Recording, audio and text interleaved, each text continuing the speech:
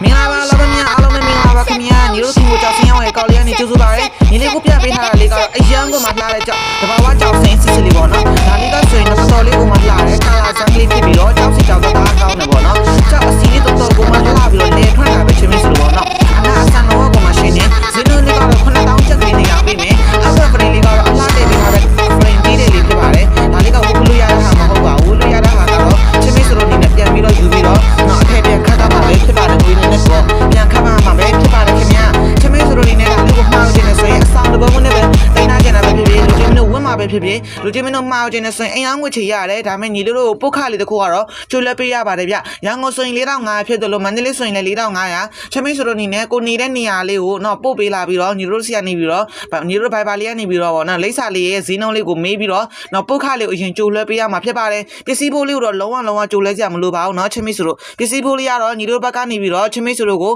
နော်အင်အားငွေချေလေးပို့ပေးလိုက်မှာဖြစ်ပါတယ်တော့ expect ပို့လို့ရတဲ့နေရာတွေအားလုံးအင်အားငွေချေရပါတယ်ခင်ဗျမှားအောင်ခြင်းနဲ့ဆိုရင်တော့ညီတို့ဘိုင်ဘာလေးကိုဆက်သွယ်လိုက်ပါ